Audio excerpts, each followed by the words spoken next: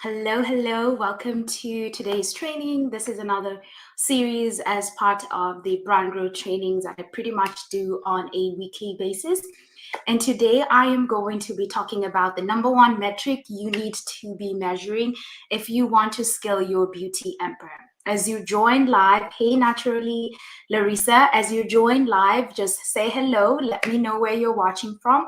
And if you're also joining on replay, let me know where you're watching from. I'm super excited to just see who's coming on to these lives and really have a conversation with most of you. So for those who are new to my profile, new to what I do, and new to our brand, my name is Maureen Mwangi. I am a brand growth strategist behind some of the most beloved American brands. And right now I teach beauty and wellness entrepreneurs the sales and marketing strategies they need to scale their beloved product brands into household names. So if you are looking to scale your business, you are in the right place. If you've had consistent sales and now you're looking to take it to the next level in revenue, so if you're talking about 300,000, 500,000, then this is for you. And one thing I really focus on in everything I do is really leveraging the data that we have in our businesses. Because if you've had traction, all the strategies lie within your business.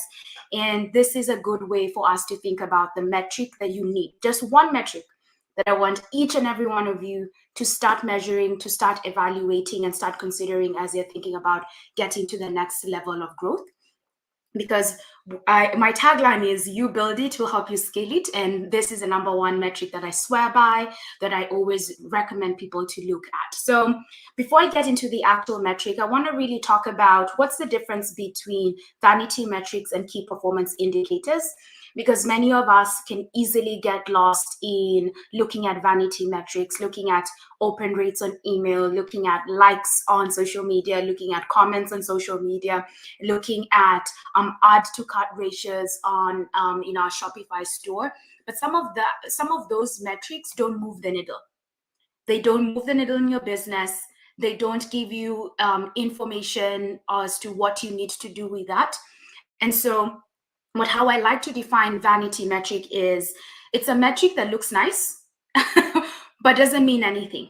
Doesn't lead to a transformation, doesn't help you understand what to do with it. And one of the biggest metrics I often think about when it comes to sales or when it comes to growth is the add to cart ratio or the add to cart number. Why? Many business owners get excited when they go to their Shopify store on the back end and they see 50 people have added to cart. And then what?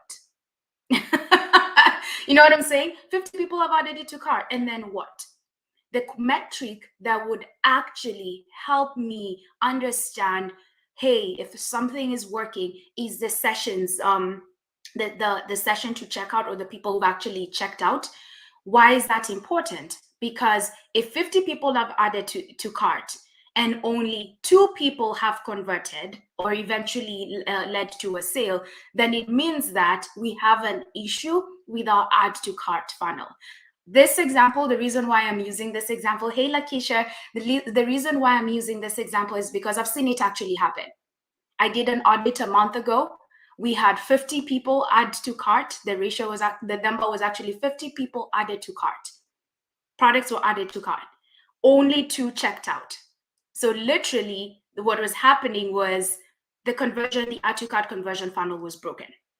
And so that's an example of a vanity metric. Doesn't lead to any conversion, just looks nice. When you're thinking about marketing vanity metrics, likes, comments, vanity metrics. When you're looking at email marketing, now with all the changes, some open rates can be considered as vanity metric, depending on how you're interpreting it. Because if you're looking at open rate metrics, also look at your click-through rate. So now when it comes to data, it's an aggregate of a lot of things. And that's why I want us to really focus on key performance indicators that tell us something, that tells us a reason as to why, that tells us information that will drive a strategy in your business. And a key performance indicator, based on the example I just gave before, is the sessions to checkout. So if 50 people came in, 2 checked out, it means only 2 people ended up buying. So that means less than, it's only about 1% or something of people are moving down our funnel. That tells us that the add to cart funnel is broken. So when it comes to growing your beauty empire, what is the number one metric that you need to constantly think about? I'm pulling out my notes. What's the number one metric that I want all of you to think about? It is the customer lifetime value metric. This is not a transactional metric. This is not a metric that you can actually go and look at all your assets that you have in the business. This is a metric that you're going to have to calculate. What is the customer lifetime value, and why is the customer lifetime value important for your business? This metric, what it means is you are getting repeated sales, repeated income from a particular group of clients. That is what I want you to measure. Why do I say this? Because we often get caught up in this journey of acquiring leads. One person buys a product and we get excited. And just because you've broken even acquiring that customer, that doesn't mean that you've had success in your business. What does that mean? We do a very good job of making sure pricing is accurate. So even if we're running any conversion or any paid ads, we're able to offset the marketing costs. So we're able to break even from a cost perspective. But what allows us to stay in business, to build brands that stand the test of time, is the customer lifetime value. And I want you to think about a brand like Nike. Just think about Nike. You buy one Nike product, they know for as a matter of fact, you're probably going to come for multiple other products. You're going to come back for either leggings, you're going to either come back for a t-shirt, you're going to come back for sneakers. And many of us get hooked with the shoes first. You get a shoe and then you're sold onto the brand. They know paid $150, depending on what type of shoe you're buying. Then eventually you're going to come back and buy your training tracks, your training outfits, your sports bra, whatever it is that you're going to buy. Nike is one brand that has maximized and really understood the power of the customer lifetime value. That's a big brand, that's high in the sky, but I wanted you guys to see how this applies and how you can leverage it to your small business. And just as a reminder, this metric only matters if you're playing the long game. I'm just going to say that. And I'm assuming if you're watching me, if you're listening to me, you're here to build a brand and a business that stands the test of time. If you're doing anything like drop shipping, if you're here dabbling, trying to see if this thing works, it's not going to work.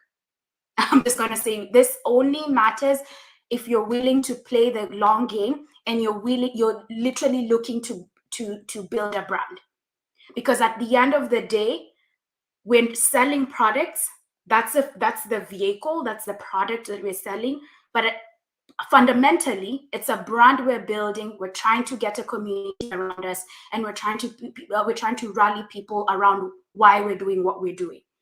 And so the first thing you need to think about as you're evaluating the customer lifetime value is look at your customer retention rate. Think about how many customers on average are you able to retain in your business? For now, to just make it very simple, think about the last year. How many customers bought from you and how many customers were you able to keep and they rolled over to this year? That's one thing you need to have in order to evaluate the success of this metric. The second thing is the frequency of purchase. I did an episode that talked about 3 reasons why it felt so hard to grow your e-commerce business. And I mentioned one of the strategies as being getting your customers to buy you more frequently. Please go and look at that episode. It's either in my Facebook group or on Instagram, and watch that first to come and understand why this matters. You also have to look at the frequency of purchase. How often are people coming back to buy from you? And I want you to measure it over a 90-day period. I say this because I know my beauty people. If you're selling a beauty product and your audience is using it the right way and you have the right size, people should be coming back after between 90 to 120 days. If people are not coming back, it means they're not using your product. That is content for you. I'm just dropping some gems here. Why aren't people coming back?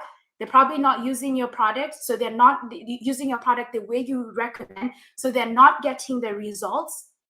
And so it's becoming hard for you to even get testimonials and content and reviews to support your growth. It takes time to really sit down and track and measure and monitor transactions that happen in your business. But if you can literally give yourself a day every 6 weeks to note down people who recently bought from you and when your follow-up is going to be, you're going to make a lot of money. The money is always in the follow-up, especially if they bought from you the first time. The first purchase is the hardest, but if you're able to get them to convert, it means that they bought from you for a reason. Now the question is, are you going to support them through their journey? And the last thing is, I want you to understand the monetary value of the first transaction that a customer pays from you, but also what would the monetary value be of the second transaction? Let me give you an example. This just to make it super easy. I'm going to use skincare because that's what's on top of mind. First thing, many people always want nowadays, it's like radiance. Like you look at big brands, everybody's just selling a product that is going to help you glow. And what I'm seeing in the market right now, it's either a serum or a moisturizer that claims it's going to help your skin become more radiant and glowy. The value of that, I'm going to use a moisturizer. I'm going to use a serum. On average, serums range between $85 to $120. So if somebody's coming to your business to buy your serum for the first time and they give you $125, the monetary value of that transaction at cost of acquisition is $125. So they've paid you that. Now, if you do the work that I'm telling you to do, and go and look at the people who've purchased from you within the last 60 to 90 days, and you notice that they all purchased the serum, you have an additional monetary value of, let's say you have the glowing moisturizer. On average, moisturizers cost between 45. I'm talking about the good ones because I'm all about skincare. So you talk about 45 on the low and highest end, about $65, $70. If they come back, the second monetary purchase is $70. That customer has given you 190. That's just their first set. They get hooked. They realize, oh my God, I love my skin. I'm glowing. What else do they need? Next natural purchase is always a cleanser. Like literally, the next thing is always a cleanser. They come back, they purchase another cleanser. Cleansers are not expensive. You say maybe 25, 30 bucks. That's an additional $30. And this person constantly gets hooked to you. So initially they spent 125 on the serum. Now, if they buy a cleanser, it's 30 bucks. And they buy a moisturizer afterwards that was $70, that's 100. They're going to come back and buy a toner for about 50, that's 150. Now that is when you're starting to build a brand. But you're not going to be able to do this if A, you're not following up, and B, you don't understand what your customer retention is, your frequency of purchase, and what your average monetary value is right now or would be. That is the first thing you need to do when you're evaluating this whole concept of CLV, customer lifetime value, when it comes to scaling. And how should you start identifying this? I want you to first focus on your VIP. Your VIP clients, yes, we call them VIPs for a reason, but they are your clients, the clients that are spending a lot of money on you. They believe in what you're selling and are sold into your mission. So I want you to go and look at your VIP clients. How many are they? On average, how much do they spend on your brand? Why? Because when you need to, first of all, identify that group of people. Because the next step I want us to do is now get to the place where we're now segmenting or putting our customers in different buckets. You're going to have VIP, core set of customers, always buying from you. Whenever you put out a product, they're in it to win it with you. Then you have another set of customers that probably buy you 1 to 2 times. And then you have another set of customers that maybe buy you once, disappear, or are never there. So think about it. VIP buy you a lot, set new customers 2 times on average, and then 1 time. Let's think about it that way. Your job is to make sure that you're graduating your customers across those different levels. Don't give up on your people. Do not give up on your people, especially if you're a small brand. You have the power to really take care of them. Don't send your entire list the same message. Your VIP should not be getting the same message a one-time customer is getting. Your two-time customer should not be getting the same email that your VIP is getting. And you don't need to do this every week. You just need to sit down and really ask yourself, when am I going to be communicating with each audience? It's possible. We do what we prioritize. The reason I'm saying that is because I've looked at data for multiple businesses, and the vast majority of my clients' audience always are in the bucket 3. They came once, never don't interact much. They're there, they've used the product, but now we as business owners, we forget to, now how do we nurture that one-time person to be a two-time person? This two-time person, if I listen to the example I gave, if they came and bought the serum, you know the next best complementary item for them. Reach out, send it to them. You have to remember, if you don't sell as a business owner, you're not going to eat. This is not a whole thing about feeling like you're overselling or, honey, you have bills you're paying every single month. Your phone bill has to be paid. Your mortgage has to be paid. Your electricity and utilities have to be paid. And for that reason, you have to be selling every single month. And sometimes when we don't have the bandwidth or we don't have the energy to be marketing on the front end, we have a lot of money that we're leaving on the table with the audiences that have previously bought from us.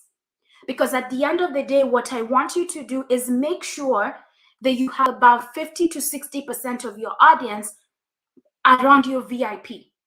If you can get your audience to be 60% of your audience to be a VIP, you're going to build a highly sustainable business because your marketing costs are actually going to be so much lower now. Then it's going to be easy for you to implement a referral strategy program because now you have a customer base that is willing to support you, trusts in what you're doing, and now your audience keeps growing with the right type of person. And how do you get to this deeper level of understanding your audience and creating that group of people that are really, really willing to buy from you? It's really, you have to spend time digging deep and thinking about your audience. This is work that can be very boring, but this is one thing I have seen, and I remember even in my corporate experience, when I was looking, now as I think back and I look at the different brands, we had there were 2 types of brand managers. Just the same way now, I know there are 2 types of beauty brand CEOs. Type number 1 of a beauty brand CEO is a beauty brand CEO that's highly customer centric.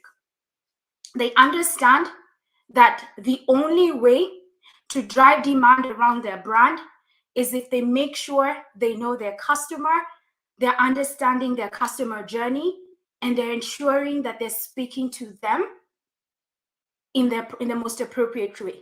So they know the context of the customer, they know their desired outcomes, and they know what their trade-offs or their switching factors are. That's type number one. That CEO is the CEO that is able to stand out against competition, to be able to survive in this highly saturated market, but is also the one that is able to build community around their brand that lasts. That was also that's the same concept, that's the same person I saw that led a brand that was highly customer centric. The emerging brands that I was part of, the team I was in, we were highly customer centric. I'm telling you, I used to do market research. I used to stay in closed rooms for 8 hours a day for 2 weeks. If you ask me what I was doing, I was literally the person taking notes, listening to what the customers were saying. We would put them in rooms. They wouldn't see us. We were on the back end. And I would just take notes about everything they're saying, their emotion, their psychology, their social and cultural context. I never understood why we were doing it, but we were doing it because we wanted to make sure our campaigns speak to them, both in store and out of store. And when I look at CEOs and beauty brand entrepreneurs and those that I've seen who've had massive success in such a short time, that's the number one qualifier. Customer centric, understand that they can drive demand around. The only way to drive demand around their brand is spending time digging deep and understanding their audience. Then there's the second CEO, the second brand manager I have seen that is a brand manager that's highly focused on the product. What does that mean? For them, it's all about selling this product, really push hard on the features and benefits, push hard on the promotions and the discounts. What happens with this customer, with this CEO or this brand, they're very reactive to market changes. They're very reactive to market changes. And big brands were able to do that because the brands that operated from that perspective, they're pretty much brands, but they're businesses, if that makes sense. If that brand in business, the company would not be running. But honey, if you're a small business, you don't have time. Like you don't have time and money to risk that. You honestly don't. It's very costly because if you're running promos, if you're doing discounts 247, you're giving away your profit. And secondly, you're getting customers who are not going to be willing to stay with you for the long haul. And I see Danielle saying facts. I was just talking to about this on Twitter. And I'm going to push this. This is my tagline, and I keep telling my students, I'm going to get merchandise that says this: branding is why people buy you. Marketing is how people find you. That why is dependent on you understanding your audience, and it's at a much deeper level. I'm not going to tell you to go and think about their demographics and the zip code. That doesn't matter. I want you to think about this: the context. What were they thinking? What were they doing? How were they feeling when they're coming to look for your product? What's their current state of mind when they're coming to look for your product? Second, what is the desired outcome? What is it that they're looking for? Third thing, what are their trade-offs? Meaning, what else are they considering? What else are they switching? There's this whole concept of brand loyalty, but I don't want to confuse people, but just remember that concept oftentimes is non-existent because customers have the ability to switch. Brand loyalty is dependent on what you as a company, you as a CEO do to keep that audience. Don't just assume that when one person comes to stay with, buys from you, they're going to be loyal. Honey, on average, the churn rate for brands is 80%. Meaning, if you have 100 customers, 80 of them are going to leave you. You're only going to be able to keep 20. And how I usually help you understand this concept is this. Let's say right now, you're looking for a piece of jewelry. Just think about how many stores can you actually go to right now to get a piece of jewelry? Just think about how many stores can you walk in today to get a piece of jewelry? Then you tell me if brand loyalty actually exists. Even if I went to Tiffany in December to treat myself with an ornament to support me throughout this year of 2022, I can still walk into Target today and buy the exact same piece of ring I bought and wear it. I can still walk in today, New York and Company, and get a piece of jewelry. I can still walk into any store in the mall and still get a piece of jewelry. That goes to show your audiences have so many options. And if you're in the beauty space, it's even worse. It's even worse because anybody now can make any product and go to any store and buy a beauty product. And so if you don't get to understand your audience, and how do you understand your audience? If you have a VIP cohort, I'm talking to somebody who's already has some audience, you've gotten some traction, you've made sales. You have a VIP cohort. It's just chat with them, like literally chat with your audience. Reach out to them, and sometimes your clients can end up being your friends. Ask them, or jot down the things that your audience say when they're coming to buy your product. Then use that piece of information to inform your marketing. Because this is one thing you have to remember. It's not a money problem, it's a value problem. Why do I say this? Many people will say it's because my product is expensive. It's because it's too expensive. They go and look at competition. They're selling it at half the price. You have to remember, people are always looking for a reason not to buy a product. Just think about it. You never go to somebody's site knowing you're going to buy a product unless you have premeditated on that decision and you knew that you actually wanted it. We often go to sites not looking for the reasons not to buy. A, won't work for my skin. B, too expensive. C, the size is too big. I don't need anything bigger than an ounce. I need something to test it out. That is why people always lead with that is why objections come out first from your audience. Now, the question is right now, you as a CEO, are you addressing those objections ahead of time? And if you're the customer-centric CEO, you are probably doing that. I know that because your content, it's the content that's very magnetic. It's a content that already has frequently asked questions because that's what people look for. People are going to be like, if somebody's objection is, will it work for my skin? What do? They go and look at the testimonials that have a picture of somebody who has the exact same skin that they have. That's an objection you've already addressed. Then you move to the second objection, usage. How long is it going to last? You've probably done a video or a training or something that is either it's a text frequently asked question, how to use your product. Why? Because you've really understood the customer journey. And the reason why I'm saying this is because I want you to really think about your customer journey. For this metric to actually work, you have to spend time thinking about your customer journey. And let me tell you, this work doesn't stop. I can tell you, even at the stage of business that I am in today, I still do the customer journey. I do it on a quarterly basis. It's actually a plan. It's something that I do on a quarterly basis. I'm just really looking at the ideal customer. What was their context before? What are the outcomes, the desired outcomes that they said they want? And what are the trade-offs?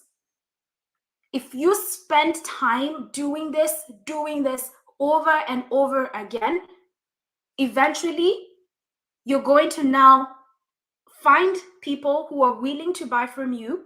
Then you get the right crop of people. Once you get the right crop of people, if you spend time in the follow-up, If you spend time reaching out to people after 60 to 90 days, then eventually this becomes a momentum game.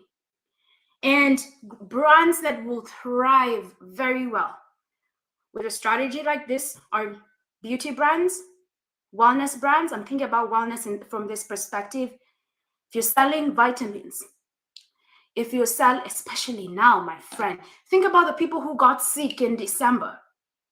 If they use your vitamins as intended, they've run out. I'm telling you, they've run out. We're just about to get into allergy season. Have you thought about that? Or are you thinking about how I need to get the new person to come and buy my vitamins? Well, the person who bought you in December when they were sick, they still need vitamins to manage the allergy season that's just about to come. The second group of audience that can the third group of audience that can really thrive with this, fashion brands. Fashion brands.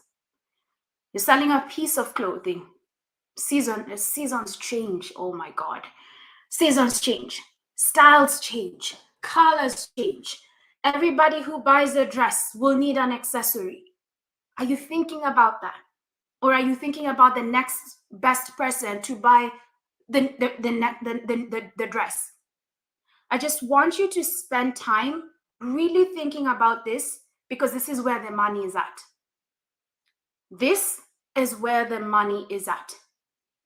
Because this also reduces the time it takes to get a new customer, the money it takes to manage the changes in the digital marketing space.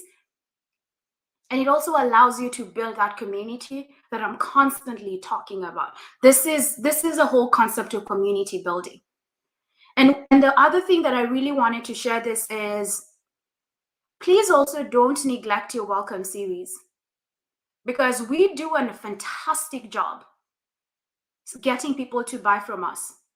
The first they buy from us, then what do we do? 99.9% of the time, we quickly send them another email of what they need to buy. Honey, your customers are just regular people. You also have to remember, first of all, they had an objection. They had an objection of, I'm going to use the skincare example I had. They had an objection of whether this was going to work for them. Okay, they give you $125 for, for the serum. Then the next thing you're telling them in the first email is, hey, buy the moisturizer. It hasn't even worked. And research data that I had to go and look up before doing this training shows that small brands lose 70 to 80% of their audiences after the first interaction. Why do they do that? Because they really don't focus on nurturing that audience right after their first purchase. And that is why I want you to go back and look at your welcome series. How would you write that welcome series if you were talking to your friend? That's exactly what I want you to do. I know that templates being sold. I'm not sitting here in a space where I don't see what my competition is doing. It's a cut. Some people sell templates, put this as your header, your subject line. I sell brand. I sell brand building. That's my value proposition. That's my competitive advantage. And I believe that no two brands are the same. And because no two brands are the same, the messaging has to be very different. You have to do things based on what works for your brand. And I say that because if you're thinking about branding first versus product, you're literally the voice of your customer. How would you write your series how would your series look like if you were communicating it to a friend? So I bought a serum. If I just bought a serum and I'm talking to my, so I'm going to role play. I sold a serum to a friend of mine. What would I say? I'll be like, oh, thank you so much for purchasing my serum. I definitely do know that it's going to help you achieve A, B, C, and D. If you do not get any results within X number of days, please reach out to me. And honey, please make sure that that email that you're telling people to respond back to is an email that you look at. Let it go to your customer support email or your orders email. Just don't make it a generic email that nobody ever looks at. This matters so much. Somebody that is giving you $125 is willing to invest in you, is willing to buy into what you're selling. That's my first email. My follow-up email is, I could probably think about 7 days based on shipping, whatever, you guys know it. And I would literally just be like, hey, just checking out to see how's your experience using the serum. If you're having any trouble using the serum, here's a quick video, how-to video on how to use the serum. That's a quick recording you have done. It's templatized. Somebody actually thinks you're thinking about them. Put money down, hands down. I know most welcome series don't look like this. Okay, that's a second email. It's a how-to. The third email, invite them to where you're hanging out the most. Do you want them to be part of your community? Do you have a private community offline? Get them there. Tell them what is waiting for them. Is it on social media?